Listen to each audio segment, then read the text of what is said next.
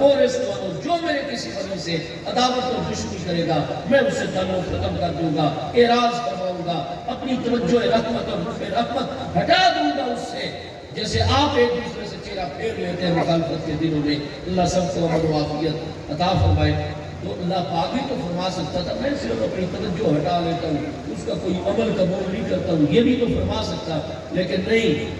فرمایا آزمتہ بالحرب،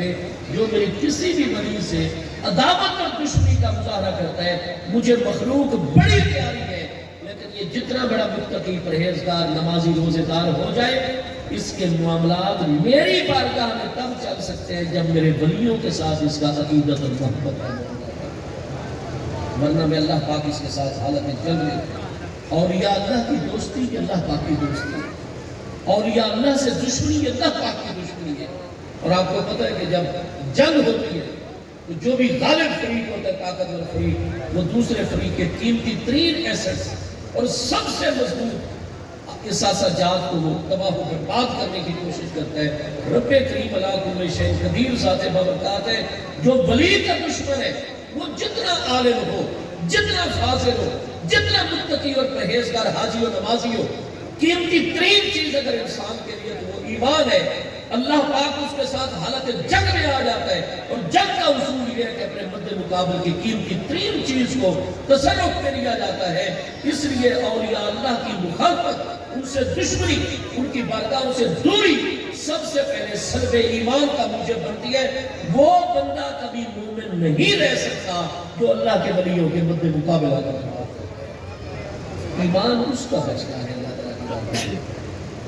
نماز، روزہ، حج، زکوٰۃ، جہاد، قربانی، یہ تمام اطاعات، عبادات، مجاہدات، ریاضات، الغرض جتنے بھی خیر کے امور و معاملات ہیں، یہ رب کریم کا مبارک اصول ہے، یہ اللہ کریم کا مبارک فرمان ہے کہ میری بارگاہ میں قبول تب ہوں گے جب میرے پیارے ولیوں کے ساتھ نیاز مندی کروں گا۔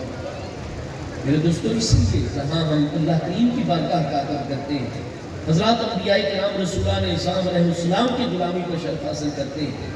وہاں پر اللہ پاک کے جتنے بھی اولیاء اللہ کاملین ہیں ان کے ساتھ ہم نیاز مندی کا معاملہ رکھتے ہیں، عقیدت اور محبت کا معاملہ رکھتے ہیں، اور اولیاء اللہ کے مبارک آستانے، اللہ تعالیٰ کے پیاروں کے مبارک مرکز، وہ مرکز ہے کہ اگر ایک انسان خیر کی نیت لے کر ان کی طرف چل پڑے، پہنچ نہ بھی پائے، صرف نیت ہی جو ہوتی ہے اور قدم ہی اٹھتا ہے ان مبارک آستانوں کی طرف، اللہ کی بارگاہ میں وہ بھی عنایات کے حصول کا ذریعہ بنتا ہے۔ آپ باقی جدھر بھی قدم بڑھائیں گے، کامیابی ناکامی دونوں چانسز موجود رہتے ہیں، لیکن جو اللہ کے پیاروں کے آستان کی طرف، حضرات انبیاء کرام علیہ السلام کا مقام مراد بڑا ہے، اولیاء اللہ کاملین، کوئی ان میں سے صدیق ہوتے ہیں، کئی شہداء ہوتے ہیں، کئی صالحین ہوتے ہیں، ان کے آستانوں کی طرف اٹھنے والا قدم وہ ہمیشہ کامیابی کی طرف ہی جاتا ہے۔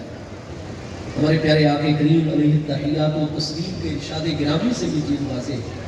صحیح مسلم شریف کی دوسری جلد 358 ابواب التوبہ میں حضرت سیدنا ابو سعید خدری رضی اللہ عنہ سے مروی حدیث سے صحیح ہے کہ بنی اسرائیل کا وہ شخص جس نے قاتل 99 رجلا، محبوب علیہ السلام فرماتے ہیں بنی اسرائیل کے اندر ایک مسلمان شخص تھا لیکن غفلت کے اندر رہنے والا، 99 قتل اس نے کیے ہوئے تھے۔ اب مجھے بتائیے ایک انسان کا قتل پوری انسانیت کا قتل ہوتا ہے۔ قرآن پاک میں اللہ پاک کا ارشاد گرامی ہے، من قتل نفسا بغیر نفس او فساد فی الارض فکأنما قتل الناس جميعا۔ ایک بھی جس نے قتل کیا بغیر عذر شرعی کے، اور جتنا بھی بڑا عذر ہو جائے، عوام کو قانون ہاتھ میں لینے کی شریعت مقدسہ کسی صورت اجازت عطا ہی نہیں ہے۔ یہ انتظامیہ کا کام ہے، عدلیہ کا کام ہے، حدود کو جاری کرنا۔ ایک انسان کا قتل قرآن فرماتا ہے فَكَأَنَّمَا قَتَلَ النَّاسَ جَمِيعًا، گویا کہ اس نے پوری کی پوری انسانیت کو قتل کر دیا، اور اس شخص نے ایک قتل نہیں کیا ہوگا۔ وہ اس طرح کا بے باک اور بے فکر انسان تھا، 99 قتل اس نے کیے ہوئے، اور سب سے بڑا جرم تو قتل ہے۔ جو بندہ قتل تک کا ارتکاب کرتا ہے، 99 قتل کیے ہوئے، کیا اس کو جہاں موقع ملتا ہوگا دیگر گناہ ہے کبیرہ کرنے کا، انسانوں کو اذیت اور تکلیف پہنچانے کا بھی معاف کر دیتا ہوگا؟ نتیجہ یہ ہے کہ بڑے اس کے جرم کو ذکر کیا، کوئی دنیا کی خرابی ایسی نہیں تھی جو اس شخص کے اندر نہ پائی جاتی، 99 قتل اس نے کیے۔ جب اس کی عمر ڈھلنے لگی، کیونکہ تھا تو مسلمان معاشرے میں رہتا تھا، اب رات کو سوئے تو اس کو بہت یاد آ جائے، آخرت کی فکر لگ جائے، لہذا بل آ کر اس کی سوچ اس پر غالب آ گئی۔ سأل عن عالم اہل الارض، مسلم شریف کے الفاظ ہیں، ہمارے پیارے آقا کریم علیہ السلام میں اس نے سمجھدار لوگوں سے پوچھنا شروع کیا کہ کوئی صاحب علم بندہ ہو اس علاقے کا جو سب سے بڑا عالم، اس کے بارے میں مجھے رہنمائی کیجیے، میں نے ایک مسئلہ پوچھنا ہے۔ فَدُلَّ عَلَىٰ رَجُلٍ رَاهِبٍ، وہ ایک بے علم صوفی صاحب کی طرف اس کو رہنمائی کی، راہب تھا لیکن عالم نہیں تھا۔ اور ہمارے سلسلہ عالیہ اولیاء چشتیہ کے اندر وہ ہستی جو محبوب علیہ السلام سے چشتی سلسلے کا فیضان لے کر قیامت تک مشائخ چشتیہ میں تقسیم کرنے والی ہستی ہے، وہ ہستی باب مدینہ العلم والحکمت ہے۔ حضور سیدنا مظہر العجائب والغرائب، منبع الفوائد، باب مدینہ العلم والحکمت، شیخ الشیوخ امت، صدر الافاضل، امیر المؤمنین، مولا المسلمین، خاتم الخلفاء، امام الاولیاء،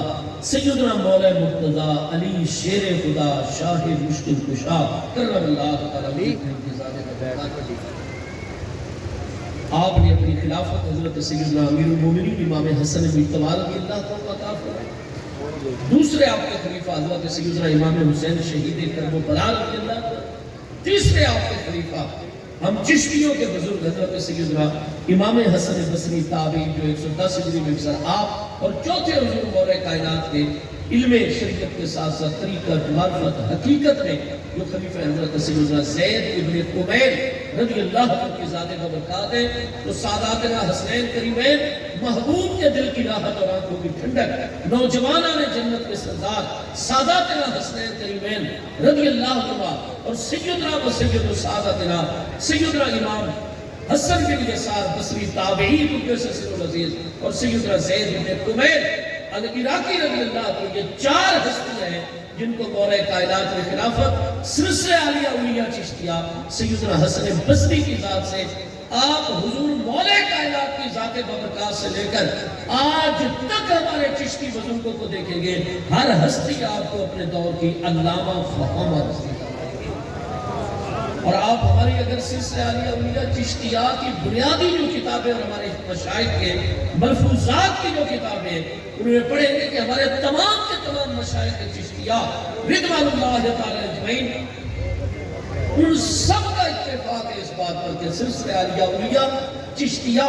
اس کی بنیاد 3 اجزاء کے اوپر کھڑی ہوئی ہے، 3 ستون ہیں جن کے اوپر سلسلہ عالیہ اولیاء چشتیہ کی پوری فیض کی عمارت ہے۔ ان میں سب سے پہلا ستون ہے تو علم، دوسرا ستون ہے تو عقل ہے، اور تیسرا ستون اور آخری ہے تو عشق ہے۔ علم، عقل، عشق، ہمارے اکابرین اسی کو اپنا نائب مقرر فرماتے تھے، اسی کو خلافت عطا فرماتے تھے جس کا علم ضرب البصر ہوا کرتا ہے۔ آپ میرے حضور پیر سیال نجپال غریب نواز کی مثال لیں، آپ حضور سیدنا پیر پٹھان غوث الزمان، یہ جو سلسلہ عالیہ اولیاء چشتیہ نظامیہ کا یہ عظیم مرکز ہے، آستانہ اہلیہ چشتیہ نظامیہ قادریہ فیصل آباد شریف، یہ بھی چلتے ہوئے فیض لیتا ہے تو حضور پیر پٹھان سیدنا شاہ سلیمان توسوی غریب نواز قدس سر العزیز حضرت پیر پٹھان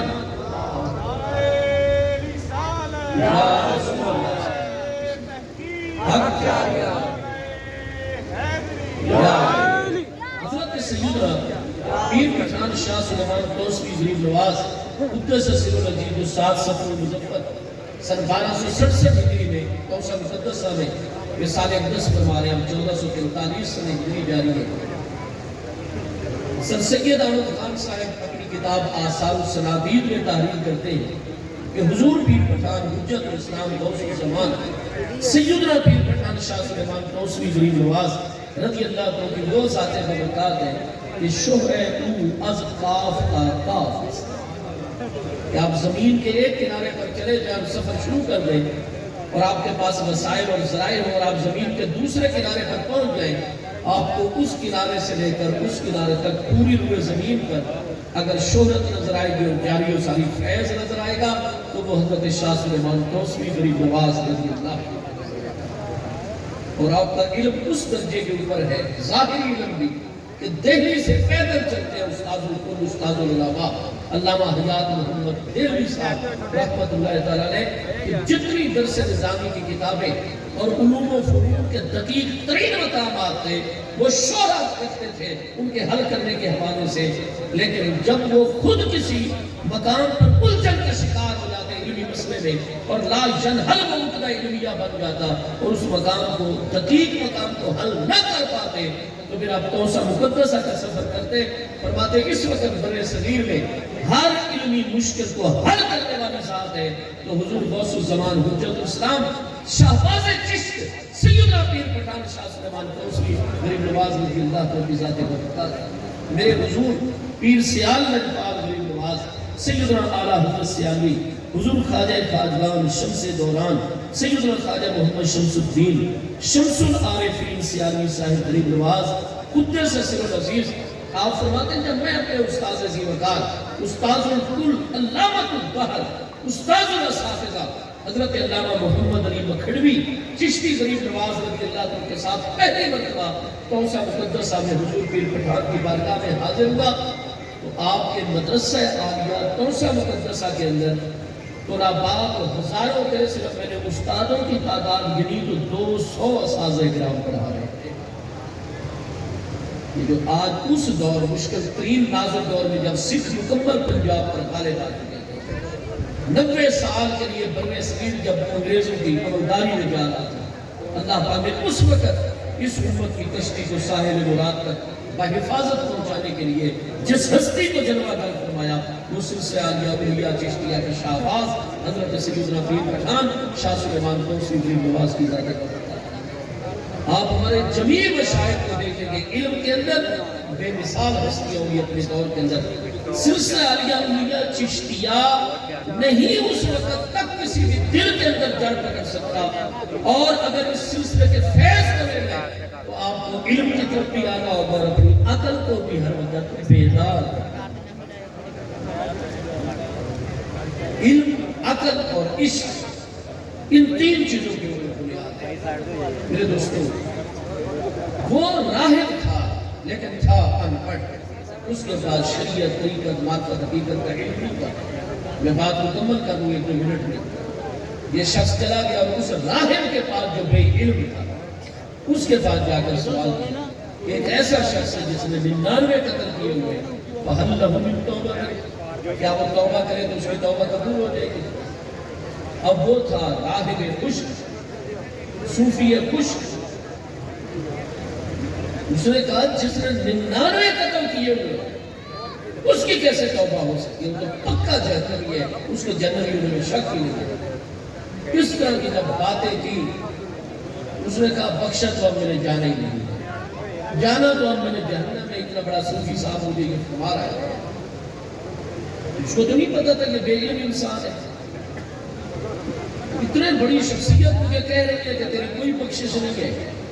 تو جب 99 قتل کیے ہوئے یہ 99 والا کیا چکر چلتا رہے، فقط لہو، میرے آقا کریم علیہ السلام کی حدیث سے صحیح ہے، اس کو بھی قتل کر کے 100 کا عدد پورا، 2-4 سال مزید گزر گئے، پھر آخرت کا فکر پالے والے لگ گیا، پھر اہل علم کے متعلق سوال کیا، محبوب علیہ السلام فرماتے ہیں اب اس کی خوش قسمتی اور اللہ نے بھی اپنی آیات دکھانی تھی، لہذا فَتُ اللَّهَ عَلَىٰ رَجُلٍ عَالِمٍ، پھر واقعی ایک عالم تھا بنی اسرائیل کے اندر، حضرت موسیٰ علیہ السلام کی تعلیمات کا عامل بھی عالم کی طرف اس کو رہنمائی کی گئی، چنانچہ وہ عالم دین کے پاس پہنچا اور الیکس سلیکٹ کے بعد اس نے سوال کیا کہ ایک شخص ہے جس نے 100 قتل کیے ہوئے، ایک صوفی عبادت گزار کا قتل بھی ہے، فَهَلْ لَهُ مِن تَوْبَةٍ، اگر وہ صرف کے دل سے توبہ کرے کیا اس کی توبہ قبول ہو جائے گی؟ اور وہ چونکہ عالم ربانی تھا، عالم تھا، اس نے کہا کہ مجھے یہ بتاؤ، یہ 100 اس نے قتل کیے ہوئے، کائنات کا بڑے سے بڑا گناہگار بھی ہوگا، جب وہ صرف کے دل سے اللہ کریم رحمان و رحیم کے دروازے پہ آ جاتا ہے، رب تعالیٰ اس کو خالی نہیں لوٹاتا، اس کی توبہ قبول ہو جاتی ہے۔ مجھے یہ بتاؤ کہ اللہ کریم کے بارگاہ قبولیت اور بندے کی توبہ کے درمیان کون سی چیز رکاوٹ اور حجاب بن سکتی ہے؟ بالکل اس کی توبہ قبول ہو جائے گی۔ اس نے کہا حضور اگر توبہ قبول ہوتی ہے تو 100 قتل اور سارے جرائم کے بعد تو وہ گناہگار ترین انسان میں اس عالم دین نے فرمایا بندہ خدا تو نے بڑا اپنی جان پر ظلم کیا ہے، لیکن اللہ تعالیٰ رحمان و رحیم ہے، اب تو ایسا کر کہ یہاں سے فوری طور پر سفر شروع کر اور فلاں طرف چلا جا، فلاں ایک بستی ہے، اتنے فاصلے کے اوپر اتنے میلوں پر، ہنالک اناس یعبدون اللہ، وہاں اللہ تعالیٰ کے محبوبین و مقربین جلوہ گارے جو اللہ تعالیٰ کی عبادت میں مشہور ہے، جن کو سوائے طلب مولا کے اور کوئی نہیں سکتا، ان کے ساتھ جا کر اللہ تعالیٰ کی عبادت کر، توبہ کر، ان کے ہاتھ پر جا کر بلا ترجع اپنی بستی کی طرف واپس نہ آنا، ورنہ پھر غلط لوگوں کی صحبت میں رہ کر پھر ان سے گناہ ہونے لگ جائیں گے۔ لہذا جتنی زندگی اب اللہ پاک نے عطا کی ہے ان اللہ والوں کے آستانے پر رہنا، ان کے پاس جا کر توبہ کر، ان کی سنت اختیار کر۔ میرے دوستوں، محمود کریم علیہ السلام کی حدیث پاک سے پتہ چلا ربانی عالم وہ ہوا کرتا ہے جو آپ کو اللہ کے ولیوں کے آستانے کی طرف لاتا ہے، ورنہ وہ بھی کوئی اتنا بڑا عالم تھا، اس کو بھی تو محمود علیہ السلام عالم فرما رہے ہیں۔ وہ عالم کہتا ہے ٹھیک ہے کہ میں تمہیں توبہ کرواتا ہوں، جیسے آج کل آپ نے کئی حضرات کو دیکھا ہوگا، نہیں کہ آپ اللہ کے ولیوں کی طرف نہ جانا ورنہ شرک ہو جائے گا، ایمان سلامت نہیں رہے گا، توحید سلامت نہیں رہے گی، اللہ تعالیٰ کے ولیوں کے راستے سے روکیں گے۔ محبوب علیہ السلام کی حدیث کے یہ مبارک الفاظ کے دل علی رجل عالم، یہ ہماری رہنمائی فرما رہے ہیں، عالم ربانی وہی ہوتا ہے جو آپ کو اللہ والوں کے آستانے کی طرف راغب کرتا ہے، ان کی طرف راغب کرتا ہے۔ کیا نبی پاک علیہ السلام کے فرمان کے مطابق وہ عالم جس کو محبوب عالم فرما رہے ہیں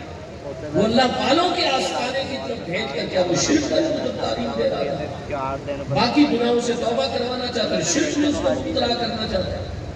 نہیں، فرمایا ادھر چلے جاؤ، ہاں اللہ کے مقبول اور محبوب بندے،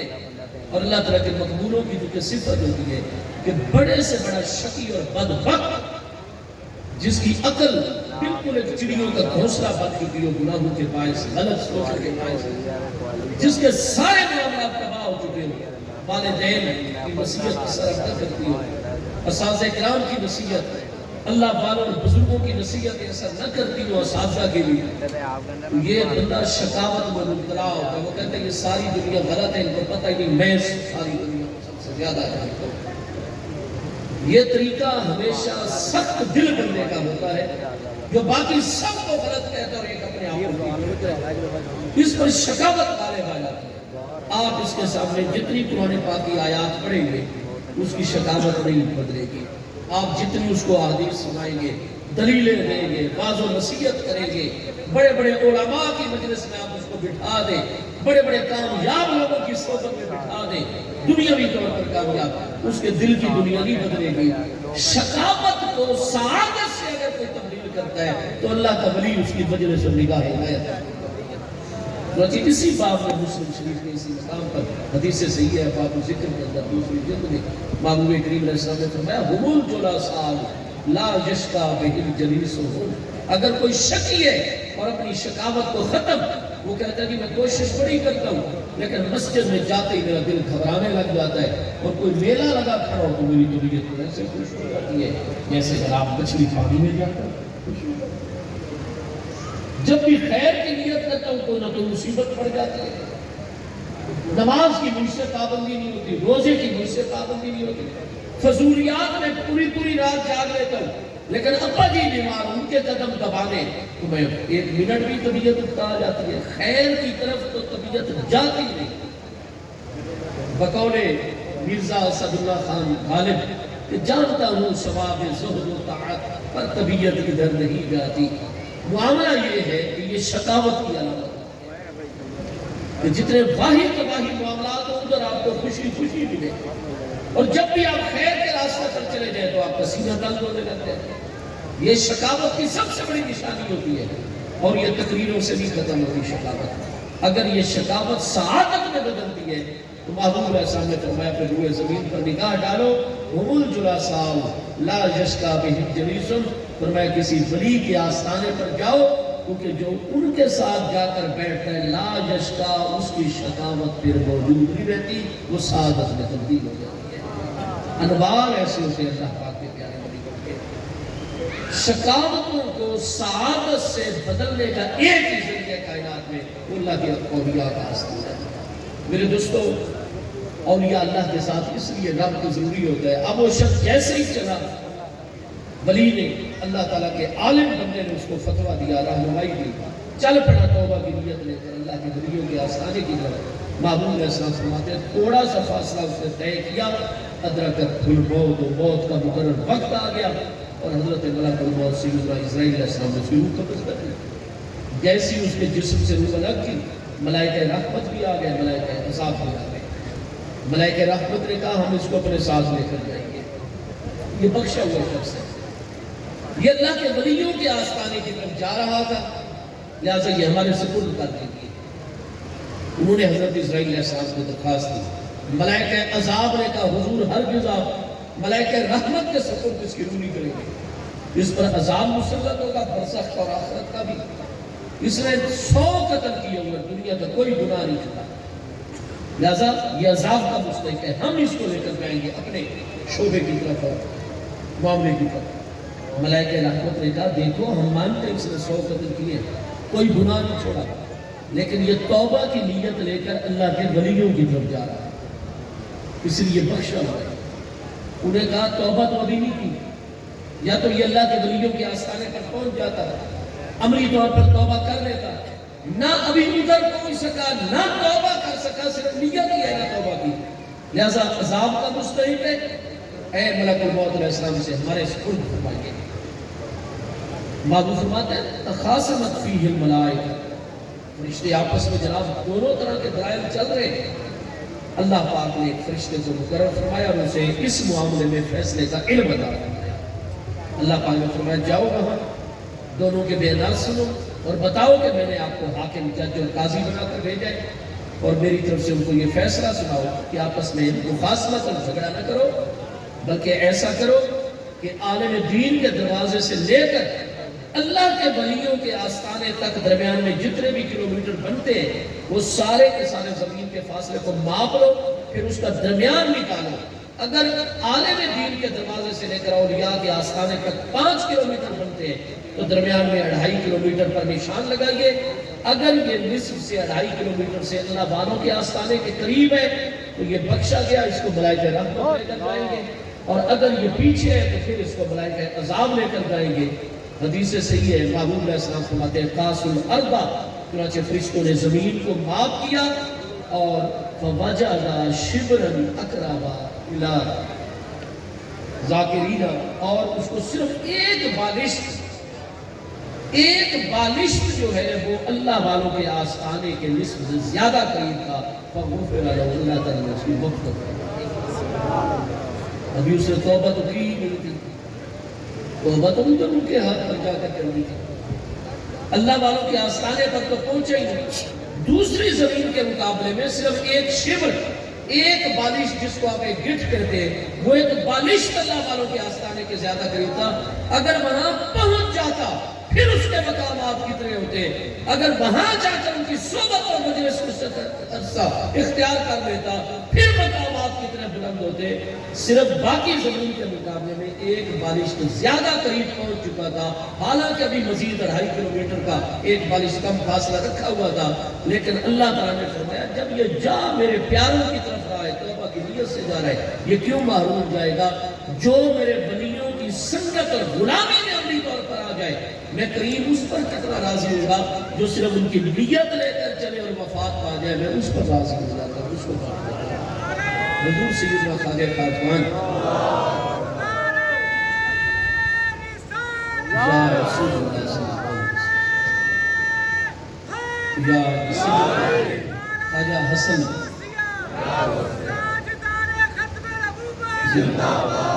حضور خواجہ غریب نواز خواجہ اجمیر قدس سر العزیز، جن کو اللہ پاک نے 110 سال کی عالم دنیا کی حیات طیبہ، روایات کے مطابق کچھ نے فرمایا 90 سال آپ کی حیات طیبہ ہے، اور 6 رجب المرجب 632 ہجری میں اجمیر شریف کے اندر آپ کا وصال اقدس ہے. حضور خواجہ اجمیر غریب نواز آل رسول علیہ السلام ہے، نجیب الطرفین سید ہے، سید غیاث الدین کے آپ فرزند ارجمند ہیں، اور بر صغیر کے اندر سلسلہ عالیہ اولیاء چشتیہ کے بانی مبانی آپ کی ذات بابرکات ہے. آپ کے مقامات چونکہ آپ اپنے دور مقدس میں صدیقیت کے اعلیٰ ترین درجے کے اوپر فائز ہیں، اور حضور خواجہ قیامت تک بر صغیر کے اندر جتنی ایمان کی خیرات، اسلام کی خیرات بڑھتی رہے گی، وہ سارے کا سارا اجر و ثواب حضور خواجہ اجمیر کے نام لگاتے ہیں. وہ کریم ہستی ہے جن نے ایک دن کے اندر 90,000 ہندوؤں کو کلمہ اسلام پڑھا کے دین حق سے روشناس فرمایا. اللہ پاک ان کریم ہستیوں کے فیضان کو ہم سے عام فرمائے. ہم سب کو آپ کے غلاموں میں ہمیشہ اللہ پاک یہ جو ہے مقام اور نسبت عطا فرماتا رہے. اللہ تبارک و تعالیٰ ان کریم ہستیوں کے فیض و برکات ہم سب کو عطا فرمائے.